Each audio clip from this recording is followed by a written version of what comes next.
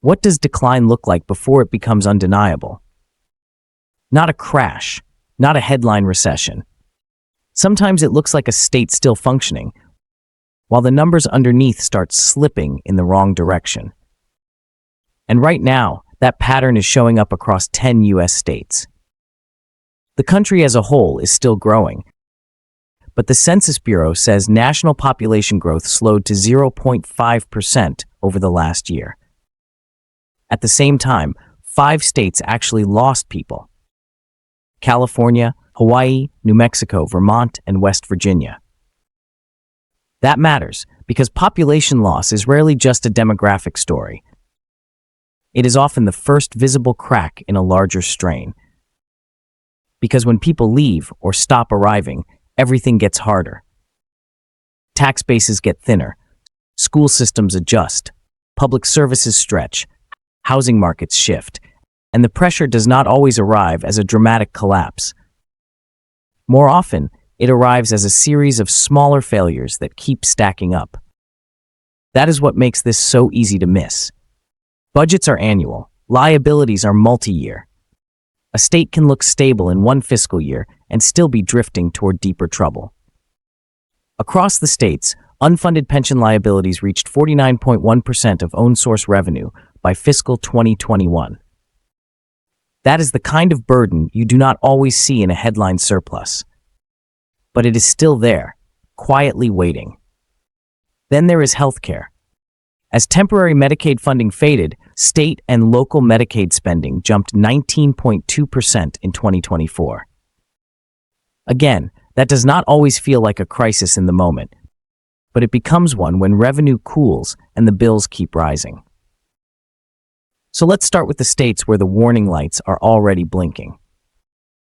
California is the clearest example of how official language and lived reality can diverge.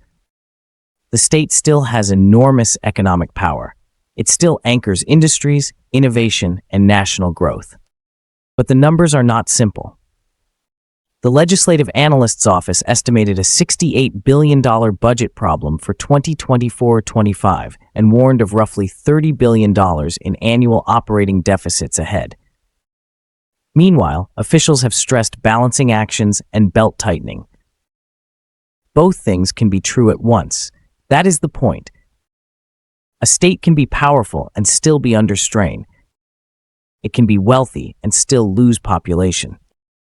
It can be structurally important and still see long-term stress in housing, tax-based stability, and service demand. California was also on the latest list of states with population decline. One down year does not prove a permanent slide, but it does tell you the old assumption that people will always keep coming is no longer safe. Hawaii tells a different version of the same story. The population decline there is small in percentage terms, but the lived experience is brutal. The state's population fell to 1,432,820, down 2,132 people from the year before.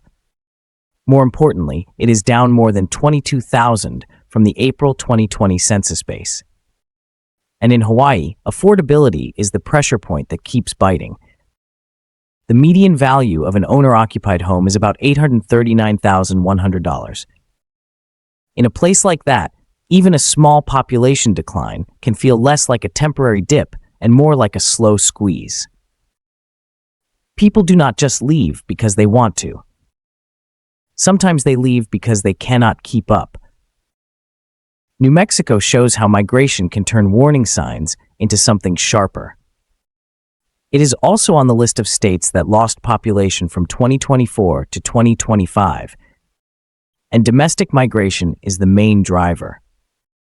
That means this is not just about aging or low birth rates. People are moving out. That matters because New Mexico's budget is tied to volatile revenue streams, especially oil and gas. State finance officials describe it as one of the top 5 states for revenue volatility and are working on a solvency playbook for downturns. That is an important phrase. A solvency playbook is what you build when boom years cannot be trusted to last. This is how a state can look healthy in one cycle and fragile in the next. Flush today, exposed tomorrow.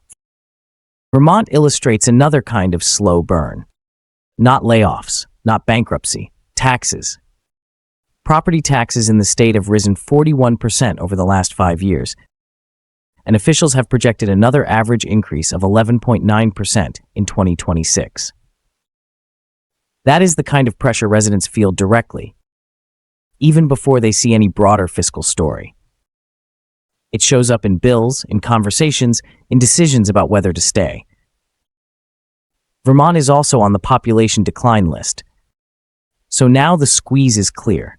Fewer residents sharing the load, while education and service costs keep climbing. That is where quiet collapse starts to feel less like a slogan and more like a pattern. West Virginia shows how demographic decline can collide with public health and workforce weakness at the same time. The state had the highest opioid overdose death rate in 2024 at 38.6 per 100,000 people. Even after improvement, the rate remains among the highest in the country. That is not just a health statistic.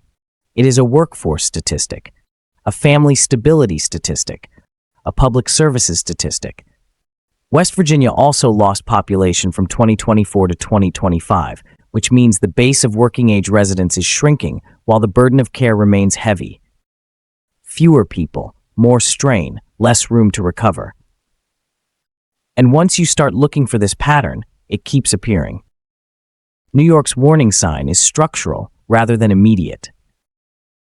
The state comptroller has warned of a cumulative $34.3 billion three-year budget gap through fiscal 2029, while major spending areas like Medicaid and school aid continue to grow. That is the definition of a state that can balance this year and still fail the long-term math. Illinois is another reminder that a surplus is not always comfort. The state's enacted FY 2026 general fund budget showed a projected $370 million surplus, but it relied on about $1.1 billion in one-time and recurring revenue enhancements. In other words, the appearance of stability may be partly manufactured, and underneath that, retirement pressure remains severe. A major public pension plan in the state reported a funded ratio of just 54.39%. So the question is not whether the numbers can be managed in the short term. Of course they can. The question is what happens when the patchwork stops holding. Pennsylvania gives us one of the clearest public service warnings. SEPTA said that without new state funding, it would need to cut service by 45% and raise fares by 21.5% to close a $213 million recurring operating deficit. That is not abstract fiscal language. That is buses, trains, commutes, and access. This is the kind of decline people feel before they can explain it. A route disappears, a fare jumps, a trip gets harder. Suddenly the problem is no longer theoretical, it is daily life. Then there are Louisiana and Florida, where the pressure arrives in the mailbox.